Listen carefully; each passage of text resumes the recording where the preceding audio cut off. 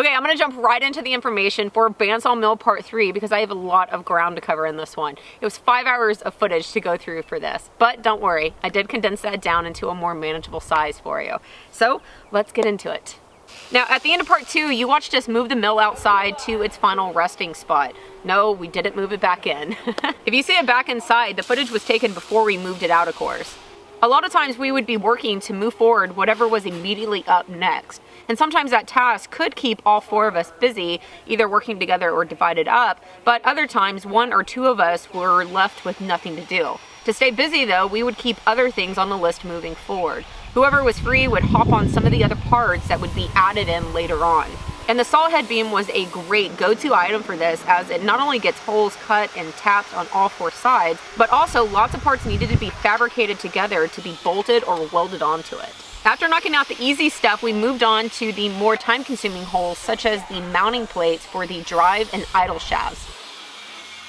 These components are 1, expensive, but 2, high quality pieces of equipment. You can see the pillow block bearings already come mounted to the 2 shafts. These are the meat and potatoes of the mill and are one area I chose to upgrade from Matt's, which is why my mill came out to be more expensive than his. I purchased my wheels, shafts, bearings, and mounting plates from a Canadian company called Premier Band Wheel, and I have left you a link to their site down below. The idle and drive shafts came attached to their mounting plates. However, we separated the 2 so that we could make a base plate for the mounting plate. See, the saw head beam is only 5 inches wide, but of course this mounting plate is much wider. So we first had to make 2 base plates on the saw head beam for these mounting plates to go. On this side, you can see that we welded on a scrap piece of saw head beam to achieve this wider stance.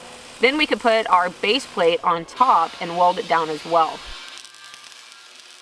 And I thought this was so cool. Instead of just welding around the perimeter of these plates, we cut holes in the center beforehand so that we could also have welding points at the center. After getting the base stuck, we fill welded these holes in.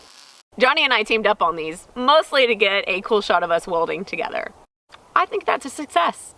Okay, base plates are on, so next we let those cool down, which actually took a very long time, but magic of editing means we can skip right ahead to clamping them on and finding the centers of the holes. We didn't have a good set of center finders, so instead, a lot of times we would use a bit the same size as the hole and a hand drill. With the bit being the same size as the hole, it would center itself, then we just give it a few rotations to make an indent in the metal.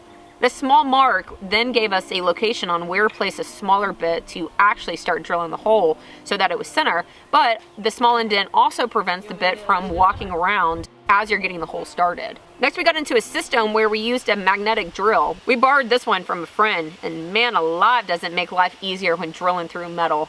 After finding centers, we chucked a small pre-drill in it and punched all the way through. Then, still working on the same hole, we enlarged it to the size needed. After getting 1 hole in that plate punched, Johnny and I went over to the other end to repeat the process over there while Matt tapped the hole. After we got 1 hole drilled on the other end, Matt came to tap it while we went back to the other plate and drilled a 2nd hole. We continued our system until all 8 holes, 4 in each plate, were drilled and got both plates seating nicely. Hey, is that the saw head being done? I hope so. While the 3 of us were working on that, JD was working on fabricating the blade guards. This is the enclosure that will go around the wheels and blade area to keep people a safe distance from them, but also protect them should the blade break while in use. This process actually got started the day before with JD cutting out the overall shape on 3 pieces of flat material. Then we could measure each side and cut material to length. We didn't have any flat bar wide enough on hand for this, so JD used a metal cutting circular saw to rip strips down from a larger sheet of material. He would then pass me the joint and I would reference the chalk marks to knock each one down, then lay them in their respective position. And we were working later and later into the evenings because, as I said in video 1, we only had 5 days to get this entire mill done. And we were now on day 3 and feeling the pressure. Nobody had any qualms with it though. I mean, none of us have a problem working hard anyways, but being with such a cool group and working on such a unique project made working into the evening even more enjoyable. So here are all the parts for the guard. Oh, and here's an exhausted Cremona for scale. The next day, JD made it down to the shop early to prep all these parts, beveling the edges and also removing rust from the weld zone on the sheet material. Then you can see how this comes together pretty quickly. JD would position each flap where it needed to go with the help of a fireball square, and Matt would tack it in place. Then Matt joined Johnny and I on the saw head beam while JD finished all of the welding. People keep asking about this knee creeper. Yes, it's awesome and I definitely recommend it. If you remember to use it, it saves a lot of up and down to move around. And of course, it keeps your knees off the hard concrete. After JD finished the parts, we moved them out to the porch for grinding and prettying up. Yes, I said prettying. That's Southern for making it look real nice. Somewhere along the way, we designated the porch as the cutting and grinding zone. And this cut down the noise level as well as the metal dust inside the shop. Instead of trying to He-Man the saw head beam out to location, Cody once again brought in the tractor for lifting and moving. Oh, and those super jaws. It is something I briefly mentioned in part 1, but these are definitely an unsung hero of this build. Not only were they used for clamping to grind or cut stuff, but also hugely for holding up extremely heavy parts such as the saw head beam. The tractor got the beam outside, manual labor got it inside the carriage, then a Matt Cremona and a bucket got it lifted up. Okay, no, actually, he positioned an I-beam and chain hoist in order to lift it up, but whatever. Once it was held in place, we remounted the drive and idle shafts, starting with the drive shaft. Because these need to be mounted to the underside, but are extremely heavy, we mounted the drive shaft, then flipped the entire beam over. On the other side, the idle shaft is mounted to the sleeve that adjusts the blade tension. So they mounted this upright on the sleeve first, then flipped it over as they slid it on the end. Alrighty, next was to slide the linear bearings on the guide rails. These bearings have an inside profile that match the guide rails so that they mate together perfectly and can slide up and down. These are kind of tricky to get on because they are full of small ball bearings which are only kept in place by a foam insert that you actually have to push out of your way when inserting the bearing on. Oh, last one. We don't tell anybody about that. At this point, it was pretty exciting getting this far and having yet another movable part, so we told Matt to lay down so that we could test it out. Of course, the test would not have been the same without Cremona laying on it. But once we were done playing, we divided up and got back to work. JD started welding on additional parts that were already made, while Johnny and I attached the third guide rail underneath that saw head beam. This rail is to give movement to the two blade guides that will later attach. In fact, after getting the rail on and tightened down, Johnny and I moved inside to start fabricating these blade guides while Matt started assembling the Acme rods, which controls the raising and lowering of the saw head beam. These giant awl threads go through the saw head beam and down to a stubbed out platform on the mill. At the bottom is a bearing that this threaded rod can rotate freely on. Then at the top is a fixture that is mounted to the underside of the saw head beam. This fixture is something that Johnny made days earlier that holds a giant nut in place. This way, when the Acme rods are turned, that nut on the bottom of the saw head beam will ride up and down, moving the entire beam with it. You know, making all the bits and pieces throughout the 5 days and then seeing it all come together and understanding what they do, it's cool. All right, let's look inside at those blade guides. A portion of these I was able to purchase right off the shelf, so we just needed to fab together a way to get them down and out slightly. So that's what we worked on, which really just amounted to some tubing cut to size, beveled, and then sticking it together. Once the parts were prepped, I filtered them into Johnny to stick them into place. Once they were cooled down, we could take them outside and mount them to the mill. And now hopefully you can get the idea on how they will work. They attach to the two linear bearings on the underside of the saw head beam so that they can be moved left and right. The point is to have them as close to the log you're cutting as possible to keep the blade drift down, just like the blade guards on a regular bandsaw. At this point, we only had a few more hours before we'd be losing JD. He was flying home a day earlier than the other guys, so we were busting butt to try and get as much done as possible. We did come a long ways in 4 days, and while the to-do list was shorter, a lot of the items we still had left to do were going to be very time-consuming. So we divided up once again to try and kill them. Oh, and if you don't want to be hunting for a sheet of paper on a job site, put your to-do list on a big old box and everybody can find it. Johnny and I attached the log holding devices to the bed of the mill. These are made from MTB pipe, and all we had to do was thread them together and then drill and tap a few more holes to attach them. Matt was working on mounting the blade tensioner, which is just a hydraulic pump.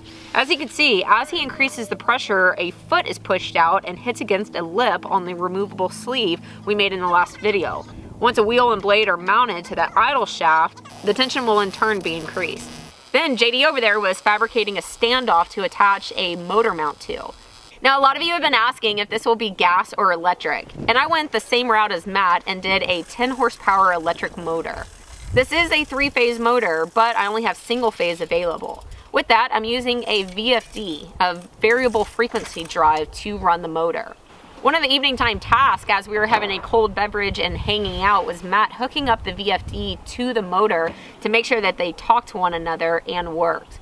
It would have been a complete shutdown on us slabbing up something before they went home had there been some sort of problem with either component. So it was a big moment when he plugged in power and things actually turned on. Drum roll, please.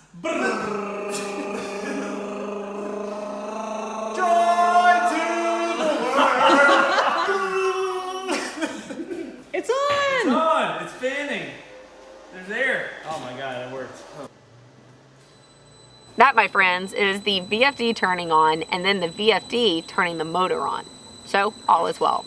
Well, except for the weather. A big storm blew in, not only bringing wind and rain, but also the cold. Overnight, things dropped to the 30s, which made the last day we had to work on the mill pretty uncomfortable. Unfortunately, we lost JD. He had to get back to work in Atlanta, so we were down to the 3 of us and started on getting the wheels mounted. Do these look heavy to you? Because they are incredibly heavy. These are 2 30-inch wheels that I purchased from Premier Band Wheel.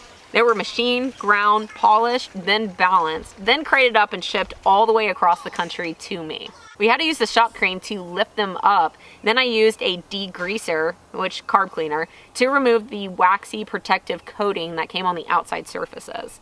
Like I said, these are very heavy, so we went from shop crane to tractor, then straight to the mill.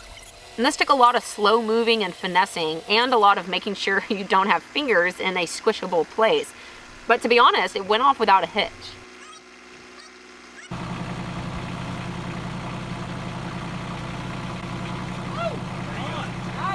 All right, we are getting closer, folks. Next, Matt mounted the belts that go from the motor to the drive shaft and tensioned them properly. How cool is that, huh? Oh. You see I'm spinning this, the wheel's spinning. Crazy cool. Man, machines are That's just power pretty transmission, cool. baby. That is pretty dang cool. And now you can kind of see how it will all work. The motor turns on, spinning the belt, which turns the drive shaft, which spins the drive wheel. Then once the blade is on the wheels, that will turn the idle wheel on the other side. I know I keep saying it, but it's just so cool seeing it all work. Now at this point we are still missing a few components, such as the gearbox motor, which will mechanically lift and lower the saw head beam and the blade guards. But even with the weather being freezing, it was actually sleeting on us intermittently on this last day. Matt was determined to cut a slab before heading to the airport. So Cody worked with him on tracking and tensioning the blade, while Johnny and I went and snatched onto a log from the pile. We went with the smallest one here since we were short on time and weren't able to get everything finally tuned in. With the blade guards missing, spinning this thing up was actually dangerous. So to work around that, but still make a cut before the guys had to leave, we used straps to grab a hold of the carriage and then a 30-foot piece of paracord so that we could stand far enough away so that if that blade broke or just came off the wheels, we would be well out of the way. All right, big moment. Matt turned on the VFD, ran away quickly to his safe zone. Then Johnny and I pulled the carriage back, making the first cut through a pecan log.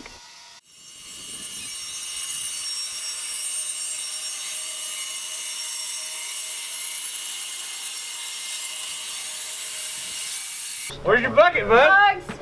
Where's your bucket, man? Bug! Woo! We did it! Kind of. Hey, let's open her up. Woo! Oh, that's nice. Yeah, that Look at is. that. Cool Matt Corona here. Oh. Is this, Oh. is this a bar conclusion? What is that? Looks to Could be. be. Looks to be. All right, April. All right. Oh, I get to christen it, Do huh? the deed. All right, here we go. Oh yeah. Oh, yeah. Oh, look look at that. Dude. That is beautiful. And if you're not familiar with Matt's videos, he always dumps water on the slab in order to make that grain pop and see what's inside. Let's bring it back like a slab. Yeah, I agree. Okay, you have 20 minutes before Uber. The guy's Uber driver was literally only 10 minutes away at this point. So we quickly reset the carriage to get another cut in and was able to get one complete slab cut. Okay. I got a voice. Whoa! Oh, mama. More. Watch out, watch out, watch out! Woo! She's a beaut. Aerial attack! Oh, yeah. Wow. Nice, man. Yeah. Since even more bad weather was coming in, we very quickly threw a tarp on it, and then I said goodbye to the guys. Bye, guys. Happy woodworking. Now, even though the guys are gone, I'm still gonna continue working on the mill. So stay tuned for the next video where I put on the lubrication system, the blade guards, the gearbox motor, and then of course, clean and paint it so that I can get through my big pile of logs. And yes, I will be showing you that as well. So I hope that you enjoyed it. I'll see you on the next one.